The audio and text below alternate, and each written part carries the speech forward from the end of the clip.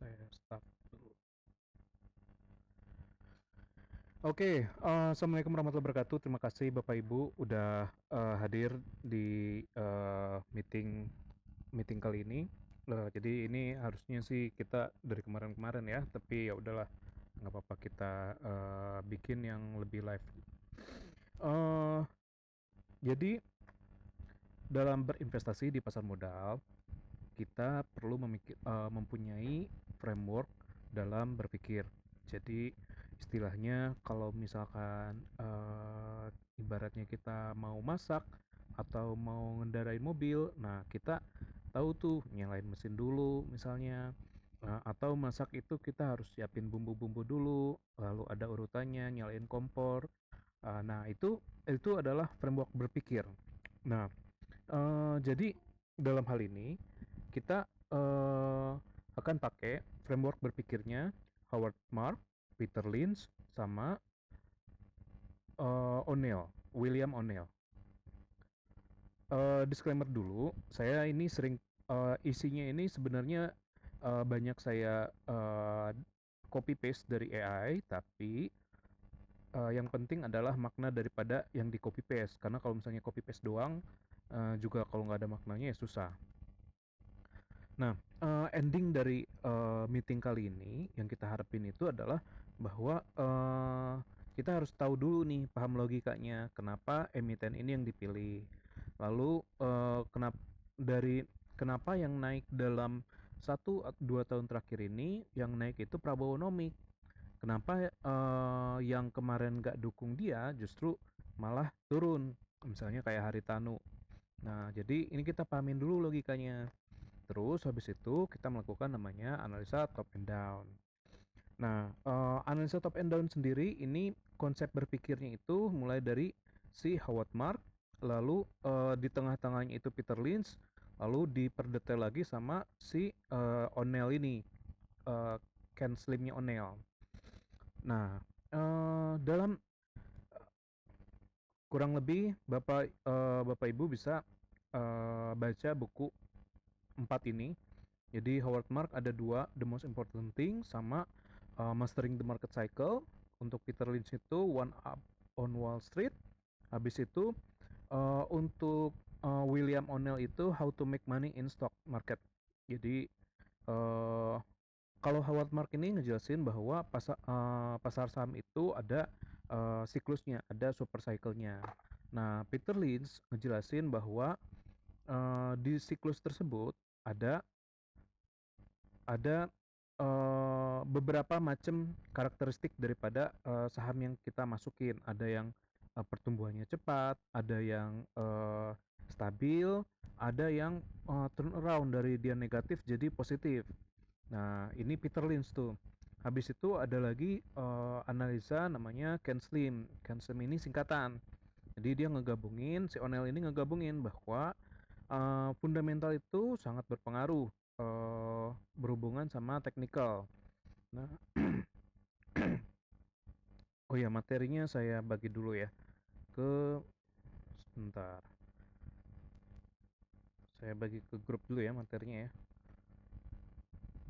Materi kemarin sama sih, cuma bedanya ini habis dirapihin sama Mas Edwin aja. Ini saya kasih materinya di sini. Oke. Balik lagi. Nah, jadi mungkin Bapak Ibu udah sering melihat ini analisa top down, tapi ini gimana sih cara mulai berpikirnya itu? Nah, analisa top down itu maksudnya kita nih harus lihat dulu nih. Kalau yang sekarang contohnya kayak fenomena MSCI rebalancing. Nah, itu salah satu daripada ekonomi global. Pengaruh daripada ekonomi global. Nah, lalu habis itu juga kita lihat juga nih di bawahnya itu analisa sektornya. Nah, sektor apa nih yang akan berpengaruh dalam siklus kali ini?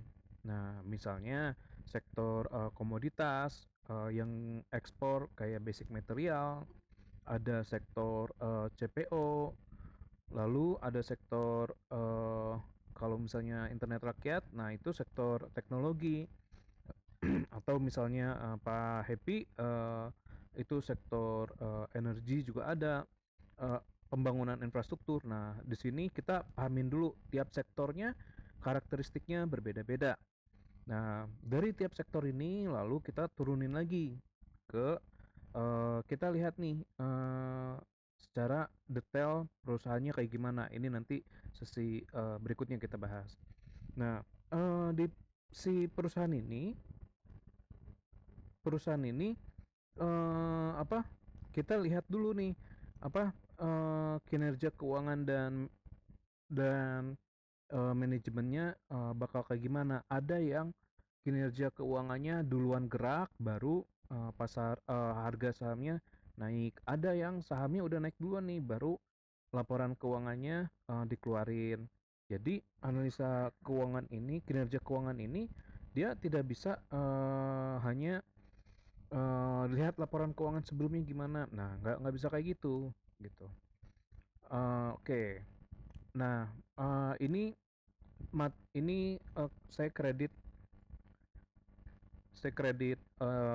dari si Daniel M. Ken ini.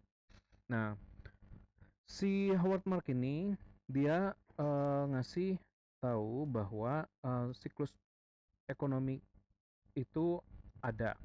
Jadi memang ada namanya ekspansi, ada namanya stagflasi. Nah, itu kita sebut namanya siklus ekonomi. Nah, eh ini kurang kelihatan, sini aja deh. Oke. Nah, jadi si Howard Mark itu sebelum dia melakukan investasi, dia tahu dulu nih arah arusnya itu bakal kemana. Jadi apakah apakah dia misalkan dalam tahun tren ini di 2024-2025, sebentar saya agak skip dulu. Nah, tren 2024-2025 pembelian makro kita itu dia cenderung ke arah 3: data center, AI, EV, sama energi. Kalau di Indonesia energi, oil and gas, dan telekomunikasi. Nah, ini tren dari 2024 ke 2026. Ini tren capex. Nah, jadi sebelum kita melakukan investasi, kita harus tahu dulu nih ada tren seperti ini. Nah, ini semua contoh misalnya kayak data center, lalu ada EV. Nah, itu membutuhkan basic material yang besar. Makanya kita sebagai negara yang komoditasnya banyak, itu akan terpengaruh juga karena permintaan yang tinggi gitu. Oke, balik lagi ke atas. Nah, eh, Howard Mark ini dia mempunyai beberapa aturan. Jadi dia harus tahu dulu nih hubungan harga sama nilainya. Harga bisa tercipta lebih dahulu naik sebelum nilai intrinsiknya keluar. Atau nilai intrinsiknya dahulu baru harga akan terapresiasi di market. Baru harga akan terapresiasi di market. Nah, ini si Howard Mark berpikir bahwa ini jadi memang ada hubungan antara harga sama nilai. Jadi nggak hanya oh ini hanya digoreng nih dan hanya digoreng, enggak, ada hubungannya. Nah, kemudian habis itu si Mark sendiri ini dia berinvestasinya juga ada defensif. Jadi dia kalau dia ambil yang winner aja, yang losernya dia nggak ambil. Kemudian habis itu uh, nah, Mark itu yang paling penting tuh adalah ini dia second level thinking. Jadi bahwa habis ini selanjutnya nih apa. Jadi kalau misalnya ada satu perusahaan misalnya Nvidia naik. Nah, Nvidia ini adalah naiknya ini karena apa? Karena permintaan daripada data center sama AI. Nah, nanti hubungannya nanti bakal apa AI sama data center ini? Selanjutnya nih akan melakukan apa? Nah, ini saya bottleneck. Bottleneck mana ya? Bottleneck. Eh, Oke, nah, jadi AI itu ada urutannya. Nvidia, misalnya kayak Nvidia dalam 2 tahun terakhir naiknya luar biasa tinggi. Nah, itu karena data center sama AI ini dia naiknya tinggi banget. Nah, eh, si namun si AI sama data center ini nggak akan bertahan begitu lama. Dia mempunyai kelemahan atau kita sebut namanya bottleneck effect. Nah, bottleneck effect ini itu akan secara apa ya bertahap berpindah dari yang lebar. Kalau misalnya funnel itu dari atas sampai ke bawah itu semakin mengecil. Nah, jadi dia pertama ini kalau untuk di AI itu dia hardware-nya pertama bottleneck-nya itu hardware. Jadi mulai kelangkaan hardware. Nilai daripada Nvidia itu naiknya signifikan tinggi. Nah, data center itu dia butuh lahannya banyak dan butuh strategis. Makanya di sini data center itu awal capex-nya itu cukup tinggi gitu. Nah, EV itu butuh basic material yang tinggi. Jadi kayak lithium, nikel. Nah, dia kan untuk ngebikin baterai-baterainya itu sel atau kita sebut istilahnya sel. Nah, Indonesia ini dapat si nikel. Lithiumnya ini yang megang Kanada sama Australia yang lithium sama hmm, yang saya ingat itu dulu deh, takut salah saya. Jadi yang saya ingat lithiumnya ini dipegang sama Kanada sama Australia. Nah, nikel ini Indonesia sama Filipina. Nah, jadi dulu kan ada Tesla wacana mau ambil nikel. Nah, akhirnya Teslanya keluar yang masuk BYD. Nah, pertama hambatan hardware. Jadi awal ini bottlenecknya itu dari atas ke bawah hardware dulu. Habis hardware apa? Infrastruktur untuk di AI. Jadi makin lama dia makin besar nih infrastrukturnya. Sementara kalau data center dia ini harus grade-nya tuh harus butuh energi yang besar nih.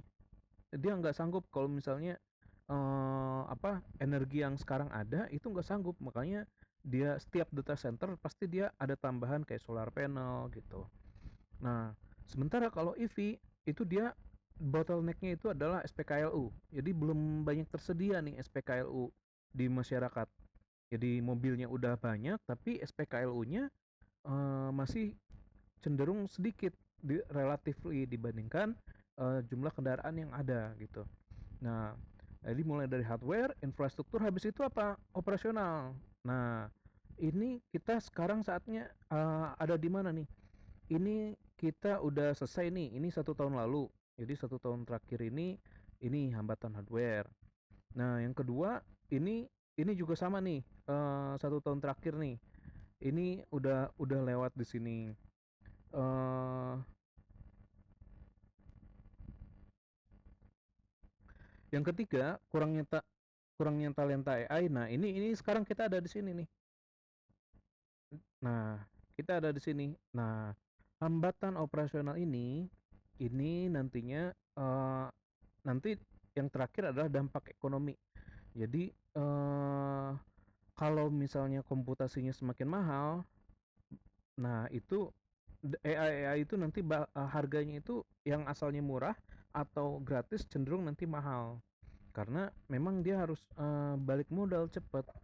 Nah, baik AI, data center atau maupun si EV ini makin besar nih nanti dampak ekonomi dalam jangka mungkin 2 tahun lagi gitu. Nah, ini ada kalau tadi maksudnya siklus itu apa Mas Ji? Nah, siklusnya itu seperti ini sekarang. Kurang lebih saat ini Indonesia itu dan dunia jadi ini pertama economic cycle hubungannya economic cycle sama stock market. Nah, yang abu-abu ini stock market, yang economic cycle ini adalah oh sorry, ini ada gambar sebelumnya nih. Nah, ini ekspansi sama peak. Nah, jadi kita ada di akhir Red Bull. Jadi kita ada di akhir Red Bull. Nah, akhir Red Bull ini arahnya ke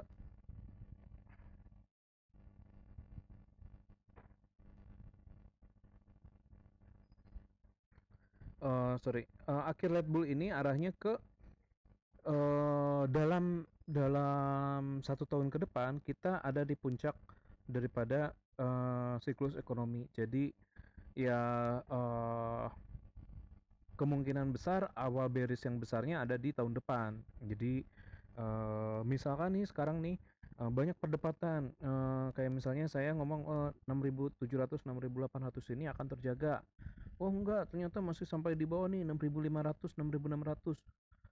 Walaupun misalnya kita beda-beda, menurut saya ibaratnya nih sampai misalnya oke yang 6.500 bener.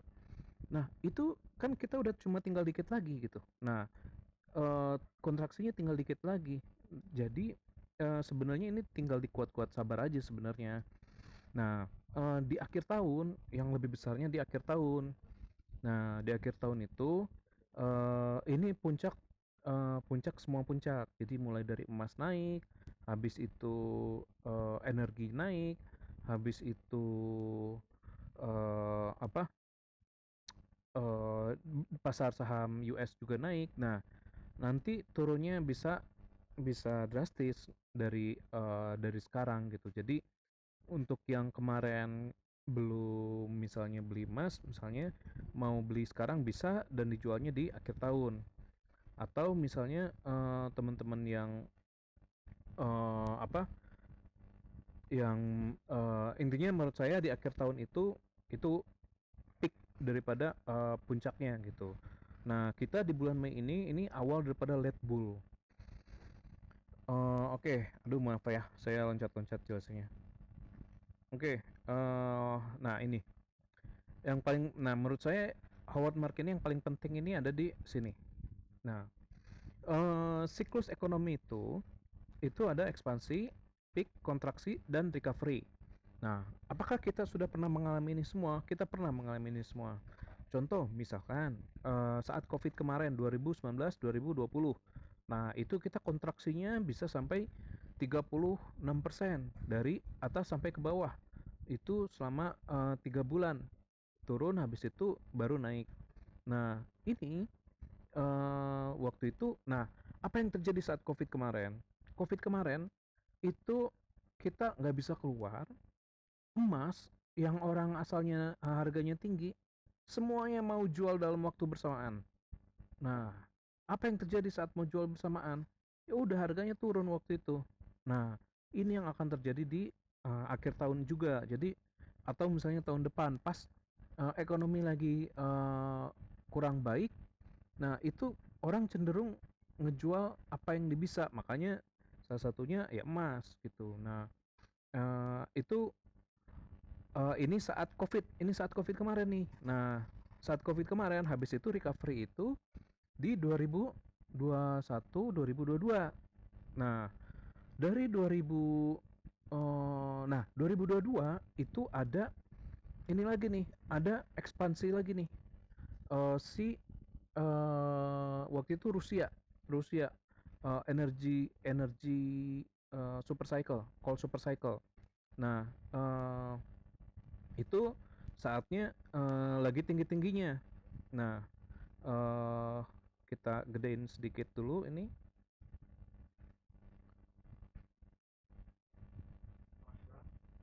Ya.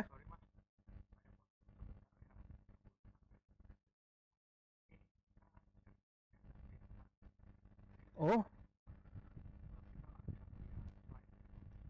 oh bagus. Aduh, dari tadi kayak ya udah ya udah. Aduh, nggak ada yang ngasih tahu. Ya udah, nggak ada yang ngasih tahu. Ya, ayolah. Ya udah, ulang lagi deh. Ya udah, oke oke oke. Ya, ulang lagi dong. Ah, ya udah ulang lagi deh.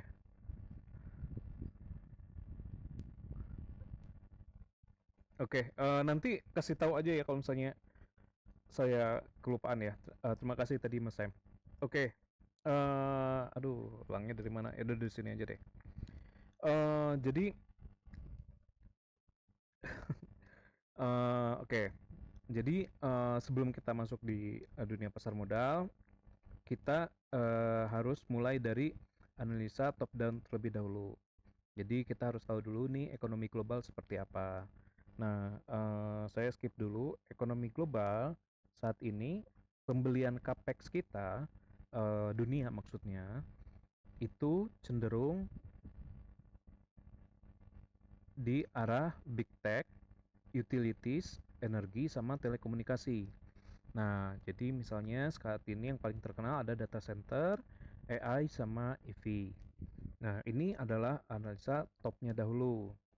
Nah, namun si AI ini mempunyai, nah ini, jadi kalau summary-nya kayak gini, tren capex dari 2024 sampai 2026 itu ada mulai big tech itu data center AI, habis itu renewable EBT, energi baru terbarukan, habis itu efisiensi dan habis itu energi OG ini yang apa infrastruktur migas ini energi OG. Nah, habis itu ada lagi telekomunikasi 5G advance. Ini internet rakyat. Ini untuk khusus di Indonesia nih untuk yang ini. Nah, kemudian eh, dalam capex ini mengalami ada namanya bottleneck. Nah, bottleneck ini kalau kita analogikan itu seperti botol dari bawah ke atas. Semakin lama semakin dia mengecil. Ini istilahnya kita sebut namanya bottleneck. Bottleneck ini ada tahapannya, baik itu AI, data center maupun EV. Nah, em, tahapannya ini pertama di hardware. Hardware ini misalnya kita dalam 1 tahun ada SanDisk, lalu ada Nvidia. Nah, itu permintaannya tinggi sekali. Jadi kayak Nvidia itu hubungannya GPU. Kalau SanDisk juga hubungannya penyimpanan. Nah, AI sama data center ini butuhnya penyimpanan. Makanya si SanDisk ini naiknya bisa sampai 1000% dalam 1 tahun. Nah, di Indonesia masalahnya kita nggak punya nih emiten yang berhubungan sama AI sama data center. Adanya adalah berhubungan sama bahan daripada data center sama si EV ini atau kita sebut namanya nikel kalau di kita sama lithium. Nah, bottleneck pertama itu adalah hardware. Bottleneck kedua adalah infrastruktur. Nah, infrastruktur ini eh kalau kalau untuk AI infrastrukturnya itu dia jaringannya itu harus kuat sehingga dia bisa kinerjanya cepat sesuai yang diharapkan. Nah, ini infrastruktur yang pertama untuk AI. Sementara untuk data center itu hubungannya kapasitas gridnya itu belum sanggup untuk sampai bebannya ribuan megawatt. Nah, ini atau kita sebut istilahnya namanya energy energy limitation. Nah, sementara untuk EV ini kita sebut namanya spek KLU. Ini penyebaran spek KLU-nya kurang banyak. Nah, di situ ini kita sebut namanya hambatan infrastruktur. Habis kalau misalnya infrastrukturnya ini udah selesai, habis itu gimana? Habis itu di hambatan operasional. Nah, si AI itu dia AI itu kekurangan data engineer. Jadi misalnya teman-teman yang paham IT ataupun yang mau berkarir, dia harus kuat di sini AI engineer. Sementara untuk yang data center ini itu nantinya bakal butuh electrician untuk bisa mengefisiensikan si data center ini karena dia harus bisa uh, untuk stay hidup terus si data center ini gitu. Nah, kalau untuk EV itu masalah pengisian dayanya masih terlalu lama. Jadi ini harus teknologinya ke depan harus bisa dipercepat untuk pengisian baterai. Nah, kemudian habis itu kalau misalnya ini semua udah terjadi nih, udah bisa diselesaikan, Misalnya kayak EV ini, BYD itu udah ada solusi untuk bisa cepat. Nah, selanjutnya adalah dampak ekonominya. Nah, AI ini itu bakal semakin mahal. Jadi yang bisa punya AI ini cuma perusahaan-perusahaan yang besar. Nah, terus habis itu data center itu capex-nya bakal makin besar karena eh, apa untuk pembangunan dan instalasinya aja itu udah makin besar. Yang ada untuk yang baru-baru. Sementara jadi kita mungkin bakal pakai yang lama-lama. Nah, habis itu kalau untuk EV itu relatifnya bakal semakin mahal. Padahal karena semakin banyak permintaan untuk EV, apalagi dengan minyak itu makin naik harganya. Jadi si dampak ekonomi terus habis ini belum belum lagi dampak ke manusianya lagi. Jadi AI ini bisa bikin banyak pekerjaan di layoff. Data center ini bakal banyak eh, job yang bikin hilang terus diganti untuk ngurusin data center ini. Jadi banyak sekali pekerjaan dampak dampak manusia ini belum nih. Dampak ekonomi habis itu dampak ke manusia setelahnya. Nah, ini jadi ini adalah analisa top dulu. Ini adalah analisa top dulu gitu. Nah, kemudian habis itu kita sekarang nih ada di mana nih? Nah, di bulan Mei 2026 ini kita ada di awal late bull atau late ini nih. Jadi yang naik kemungkinan nanti adalah di basic industry, precious metal sama energy. Nah, ini uh, kita ada di sini dan akhirnya ini menurut pribadi saya ada di 2027. Itu nah, kita harus mulai take profit juga deket-deket lebaran tahun depan. Oke. Okay. Nah, ini gimana cara bacanya, Mas? Jadi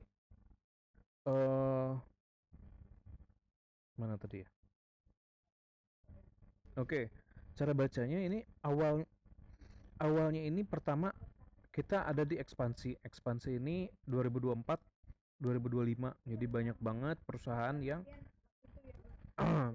banyak perusahaan yang bangun AI sama data center. Ini kita sebut namanya ekspansi. Nah, ini semakin menurun tadi yang bottleneck tadi itu semakin mendekati peak. Nah, kalau udah peak habis itu terjadi namanya resesi. Ini yang data center kemarin udah bikin ternyata penghasilannya nggak sesuai yang diharapkan. Apalagi mereka bangunnya itu pakai private credit.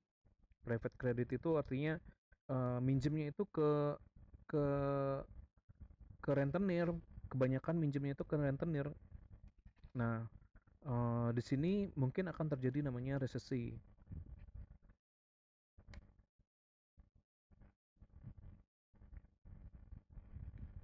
Oke, habis itu, habis resesi, ini ada suaranya nggak ya?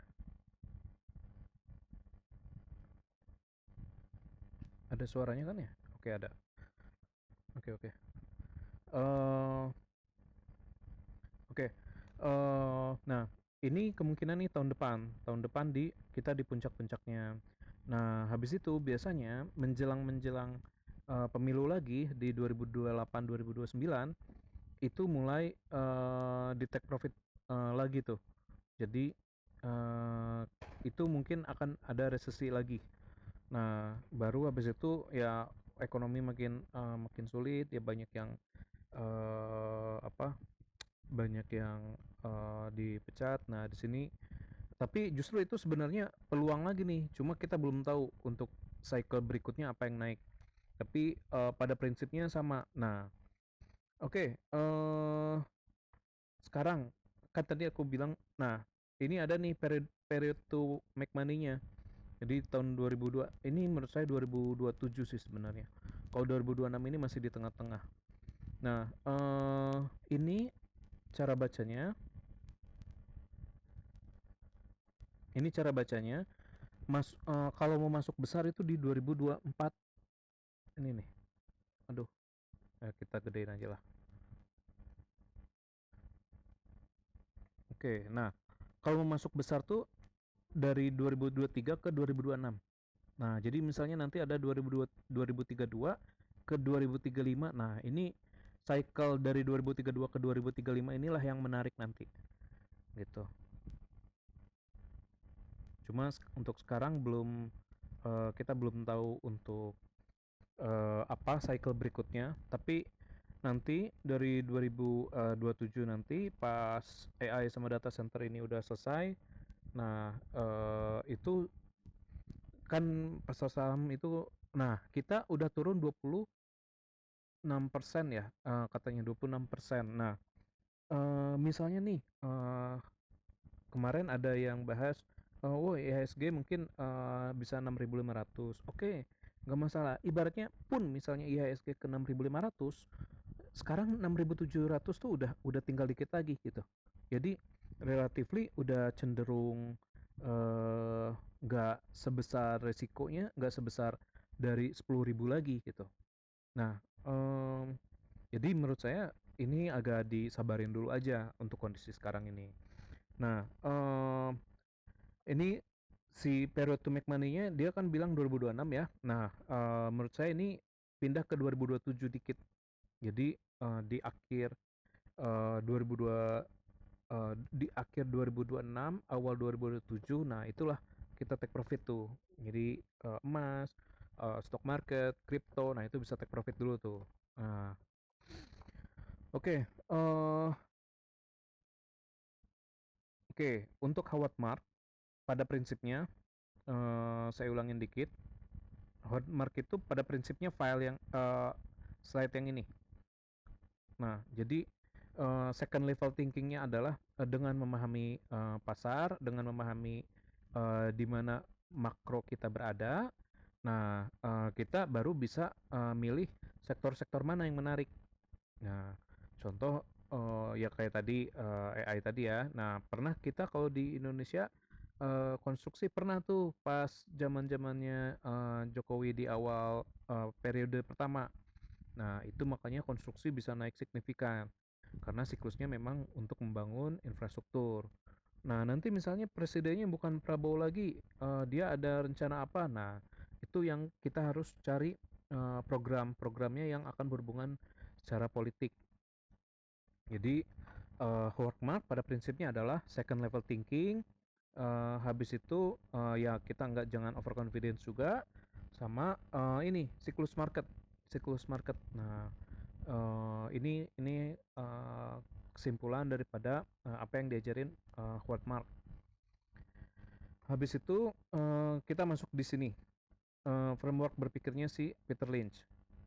Oke, nah Peter Lynch dia bilang bahwa kita nih investor retail itu tuh bisa mempunyai keuntungan yang lebih dibandingkan investor institusi. Nah, karena kalau retail itu apa? Dia nggak harus uh, kena for sale. Jadi kalau institusi itu dia minimal adalah sorry, institusi itu ya ini nggak nyambung.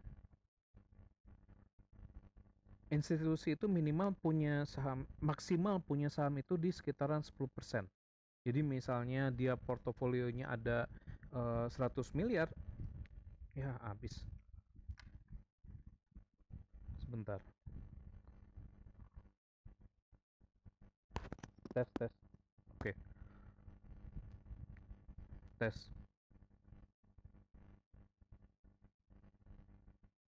Tes tes. Udah ya? Ada suara nggak ya? Oke oke. Oke. Nah, institusi itu dia maksimal punya satu emiten di portofolionya dia itu biasanya maksimal di 10%. Jadi tiap dia naik itu dia harus kurangin, tiap naik harus dikurangin. Jadi harus ada jual beli untuk institusi. Nah, beda sama retail. Retail ini kita bisa hold dalam jumlah banyak nih untuk misalnya sekarang misalnya masih di bawah-bawah. Nah, itu kita tuh bisa beli hold dalam jumlah banyak. Nah, kemudian habis itu kalau retail itu bisa mandiri. Dia nggak harus ngikutin universe daripada institusi. Habis itu kalau retail kita nih punya akses ke ke perusahaan-perusahaan yang kecil. Nah, cara aksesnya itu gimana? Ya nanya langsung. Jadi misalnya kayak ini si Peter Lynch itu ngejelasin scuttlebutt. Scuttlebutt itu dia ngomong ke pelanggan, ngomong ke pemasoknya kayak gimana, ke kompetitornya gimana, ke karyawannya. Nah, jadi si Peter Lynch ini bilang bahwa investor retail itu dia bisa lebih lincah daripada institusi. Nah, di bawahnya lagi. Oke, nah habis itu yang paling penting ini nih, 6 tipe saham. 6 tipe saham. Nah, ini aku pernah pernah bikin ada lagi deh yang lebih lengkap, tapi nanti aku tambahin. Nah, 6 tipe saham ini jadi si Peter Lynch itu bilang bahwa saham itu ada jenis-jenisnya nih. Dia ada yang pertumbuhannya cepat, bisa laba agresifnya tuh bisa 20 sampai 25% per tahun. Ada yang stalwart, perusahaannya besar, mapan dan tahan resesi.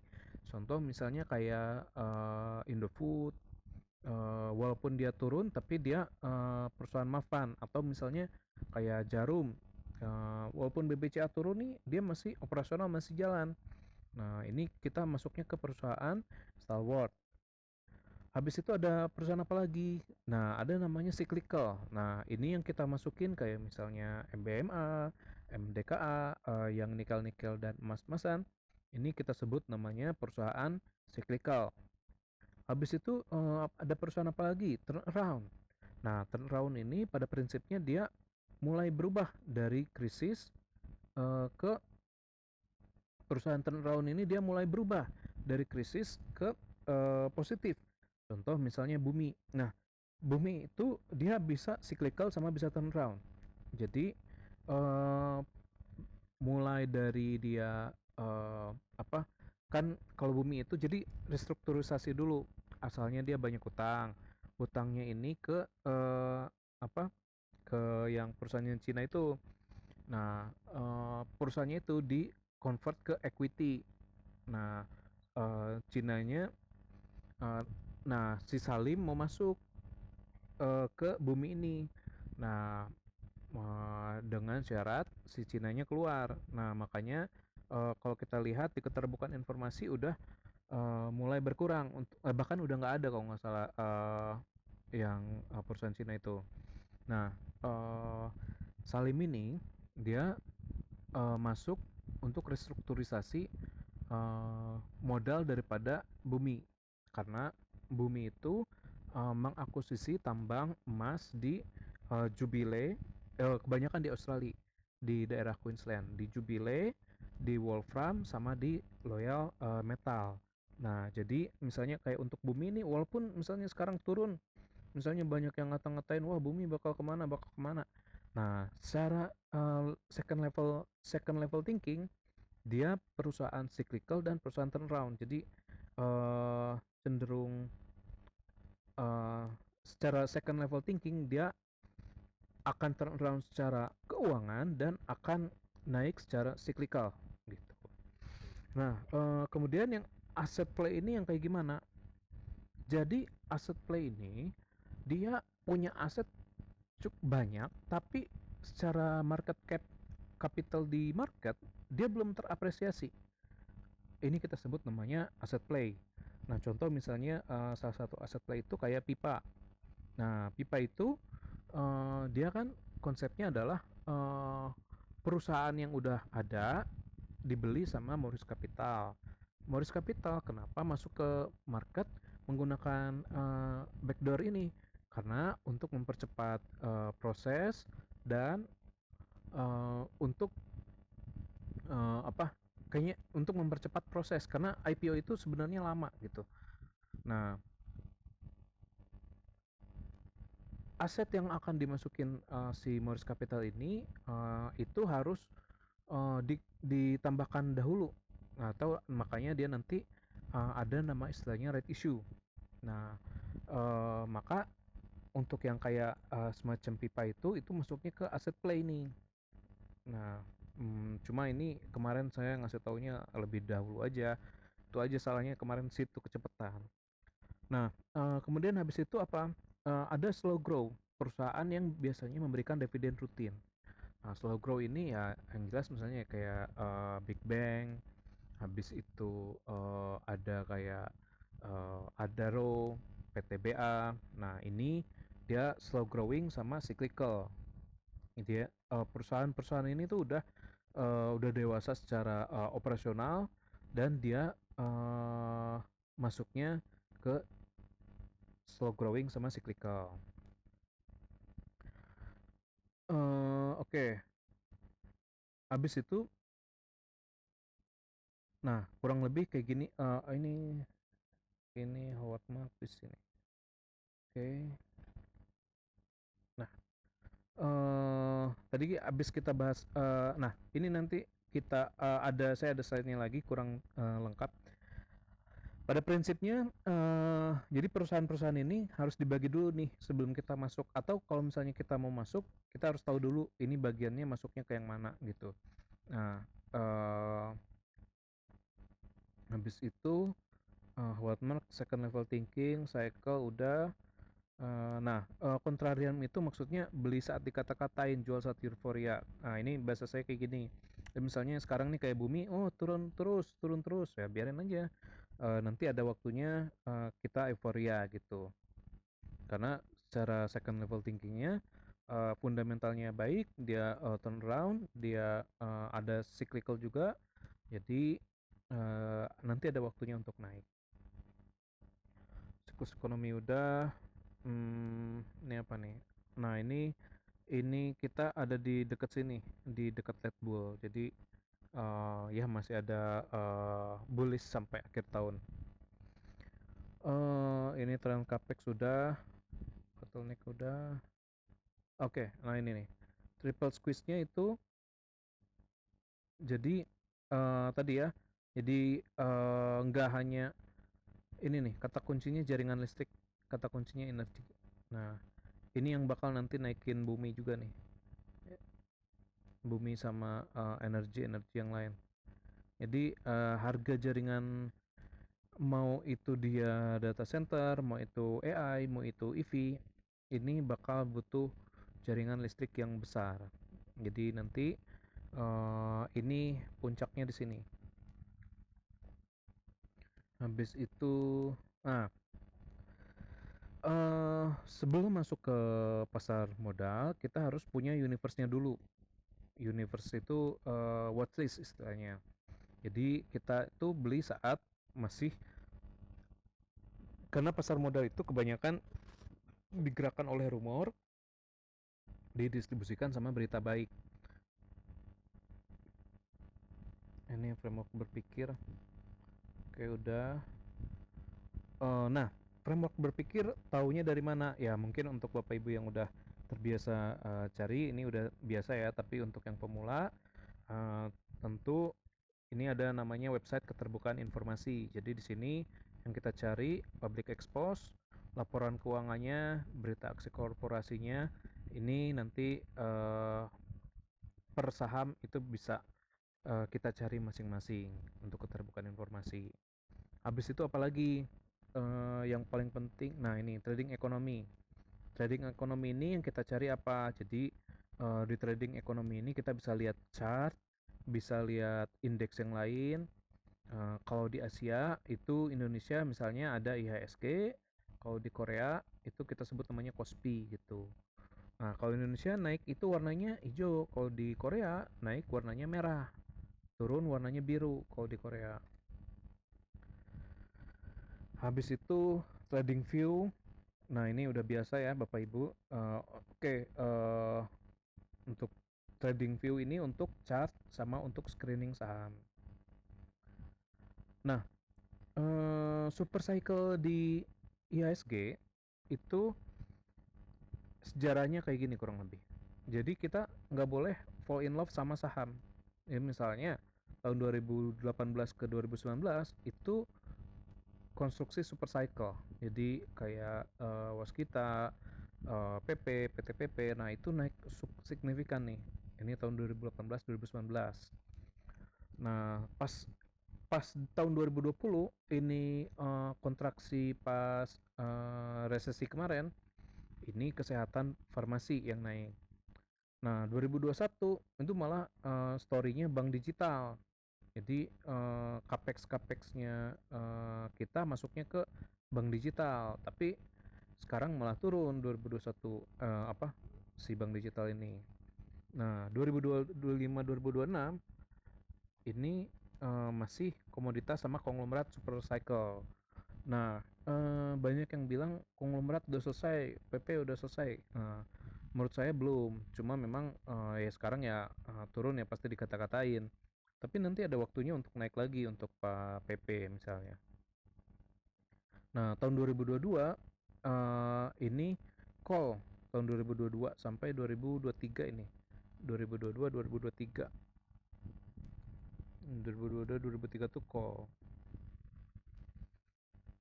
2024 tuh sideway kalau nggak salah pemilu waktu itu. Nah, 2025 2026 ini Prabonomik nih. Oke, untuk ngebuat watchlist kita harus pahamin dulu arah. Nggak bisa kita pungkiri bahwa aliran uang di Indonesia itu ada di dia lagi. Makanya kita sebut namanya konglomerasi. Nah, konglomerasi ini kurang lebih ada ini nih, konglomerasi keturunan Tionghoa, konglomerasi haji-hajian. Haji-hajian ini biasanya di Kalimantan, Sulawesi sama di Sumatera yang haji-hajian nih. Tionghoa ini kebanyakan di Jakarta, Surabaya, Singapura. Uh, sama ya ada Pak Boy ini kayaknya Pak Boy sama Pak Happy anomali sendiri kayaknya. Nah, nggak bisa kita pungkiri bahwa aliran duit di Indonesia itu ada di konglomerasi ini. Maka kita nih harus lihat harus bikin watchlist per konglomerasi. Nah, atau nah ini nanti Bapak Ibu bisa bikin sendiri watchlist di masing-masing uh, apa sekuritas masing-masing, akun masing-masing. Saya contoh misalnya Pak Happy ada Bufa, Mina, Uang, Padi, Cebere, PSKT, Raja, Ratu. Nah, Pak PP, Prayogo, BRPT, Petro, Cuan, Brand, CDIA, TPIA nih yang belum nih. TPIA belum, SSIA juga belum.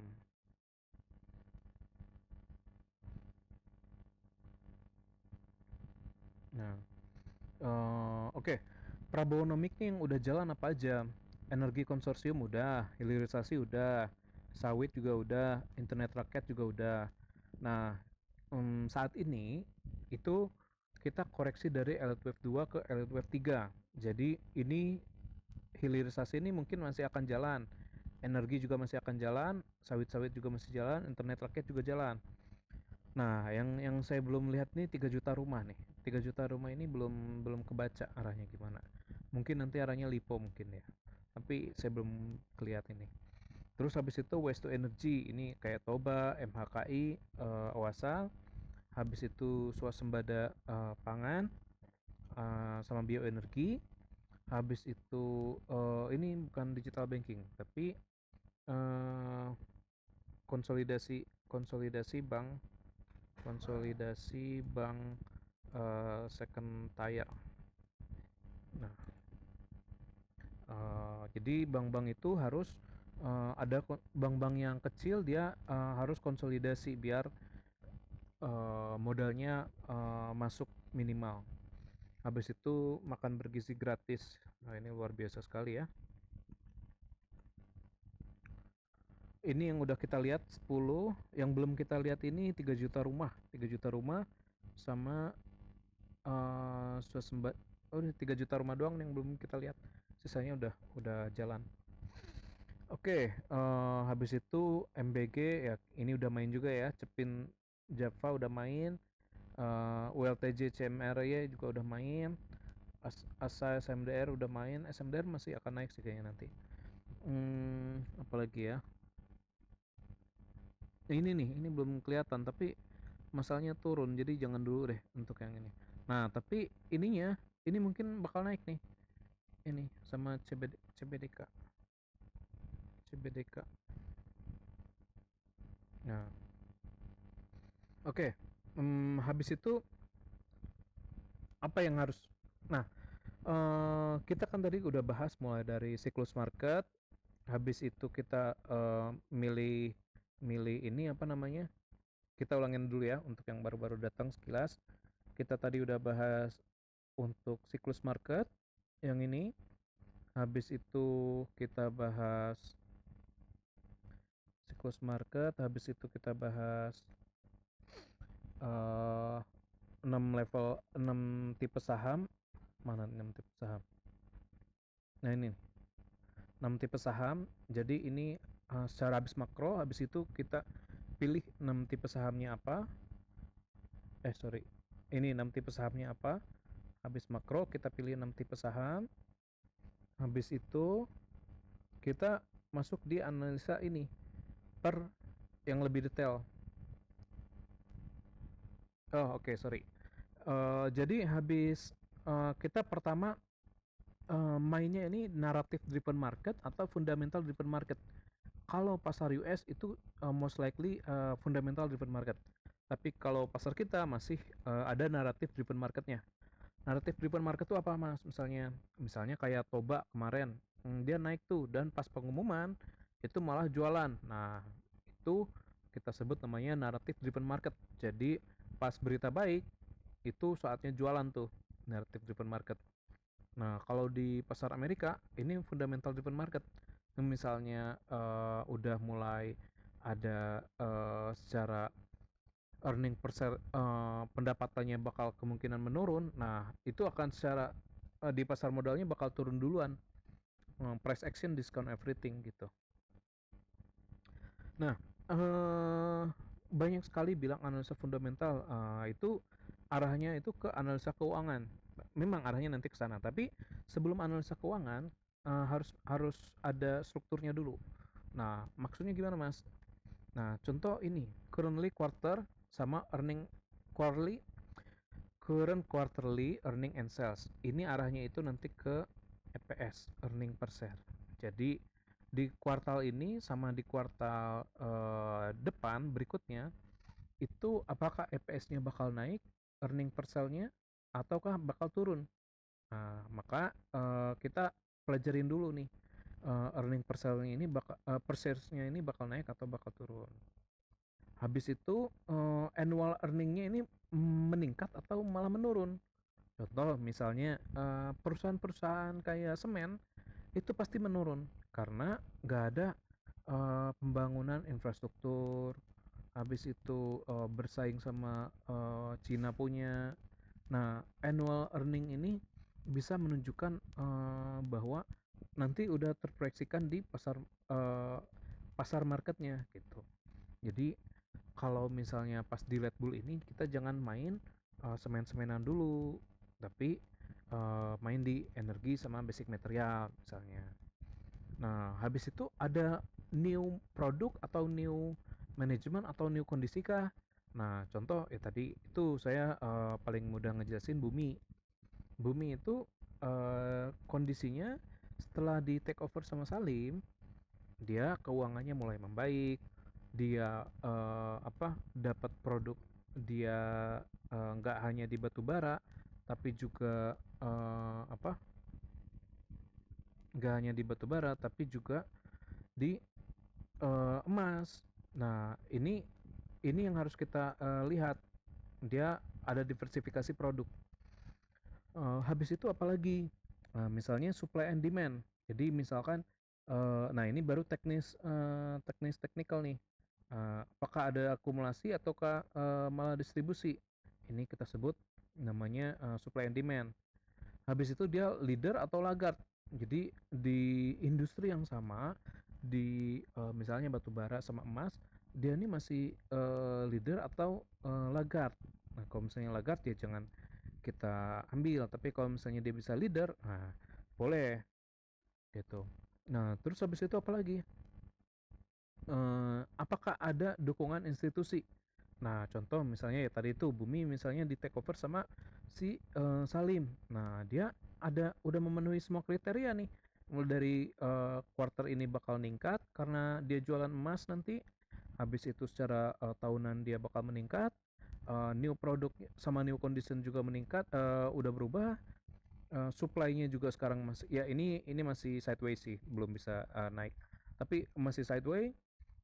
Habis itu karena salah satu market terbesar, dia pasti leader. Habis itu ada Salim masuk. Nah, tinggal ini nih market direction, apakah dia udah naik ataukah belum. Nah, ini nanti ini teknikal. Jadi konsepnya adalah uh, Chen ini untuk fundamentalnya, Slim ini untuk teknikalnya gitu. Ini yang ngeluarin namanya William O'Neill. William O'Neill. Fundamental analysis sama technical analysis.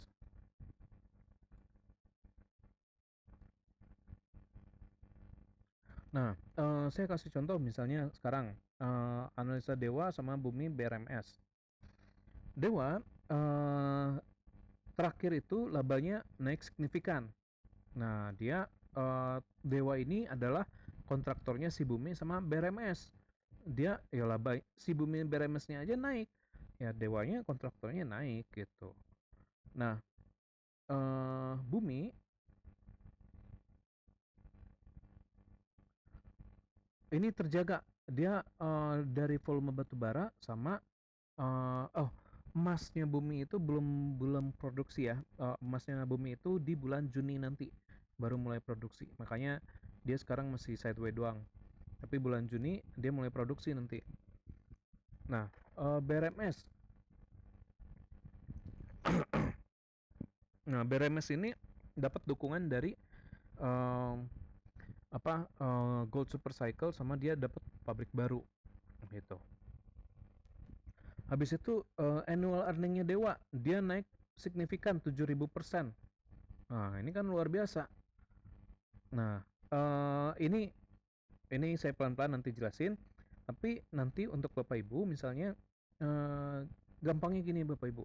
Kita pakai AI aja. Jadi ini kita pakai AI aja biar mudah, nggak usah pusing-pusing lah. Mumpung AI-nya masih gratis atau murah. Nah, ini Bapak Ibu bisa screenshot terus nanti minta AI, tolong analisa emiten ini, can slim analysis emiten apa yang Bapak Ibu mau, misalnya aman atau MDKA.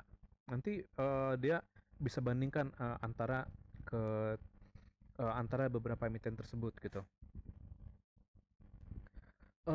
Terus habis itu apalagi tadi ya? Nah ini institusi institusi ini nggak hanya si Bumi nih, eh, nggak hanya si Bumi ini, tapi nggak hanya si Bumi tapi juga Salim. Nggak hanya si Bakri tapi juga Salim. Nah, si sorry, aduh, kok gitu ngomongnya.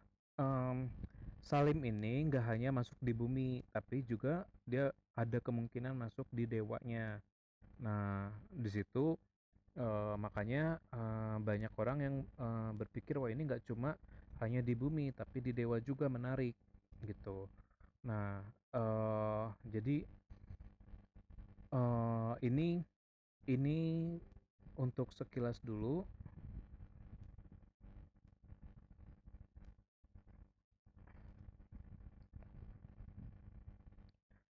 Ini untuk sekilas si Dewa Bumi BRMS. Nah, ini yang kurang adalah misalnya ini. Uh, tolong tolong bikin quarter sama annual earningnya. Nah, itu nanti untuk semakin detail aja, nanti Bapak Ibu bisa cobain. Untuk Dewa, Bumi, BRMS misalnya, tolong bikinkan current quarter sama annual earning. Bikinkan pendapatannya. Nah, nanti dia si AI-nya bakal ngebantuin gitu. Oke, jadi kurang lebih kayak gini cara berpikirnya. Jadi mulai top down analisis, habis itu ada tadi ya 3 pandangan dari tokoh dunia, ada Howard Mark, ada Peter Lynch sama O'Neill. Baru habis itu, nah tren pasarnya dari 2024 sampai 2026 ini ada di 4 sektor. Jadi mulai dari AI, data center, utility, sama energi. Nah, super cycle 2025-2026 itu most likely 2026 masih kurang lebih sama, cuma mungkin akan gantian nanti naiknya. Nah, jadi kurang lebih kayak gitu untuk sesi kali ini. Apa lagi ya? Ada yang ketinggalan kayak. Oke, untuk sesi tanya jawab boleh saya mulai jika teman-teman mau tanya. Kita via chat dulu ya kali ya.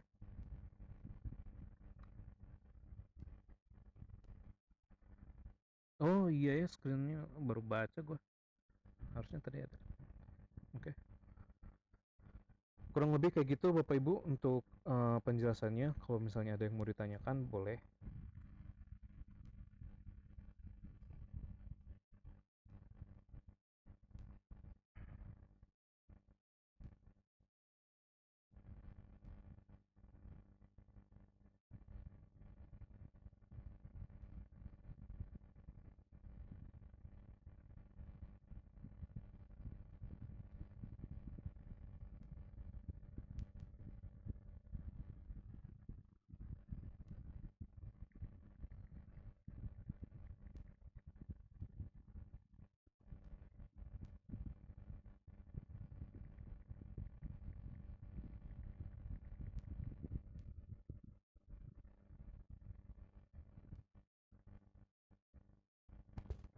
Hmm, Gimana Bapak Ibu? Ada pertanyaan bisa dikirim di chat dulu. Kalau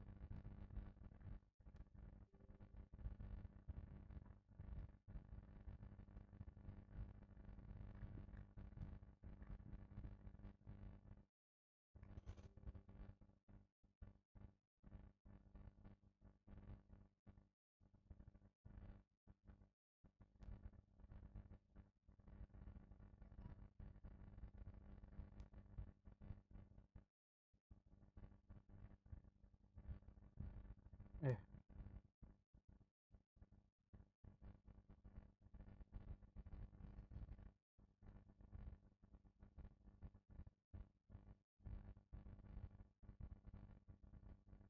bentar.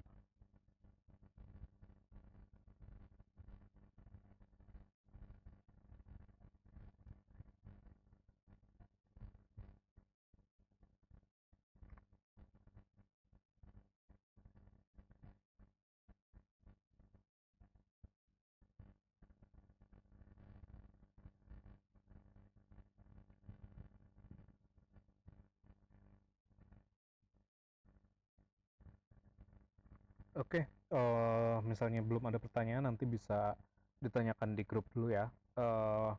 Ini nanti filenya kita kasih, nanti rekamannya juga udah kita rekam. Jadi untuk yang belum yang kelewat nanti bisa lihat lagi rekamannya. Oke, nanti habis ini kita belajar untuk analisa teknikal, tapi ternyata analisa teknikal itu nggak sederhana. Jadi kita bagi dua dulu untuk teknikal, untuk yang dasar banget.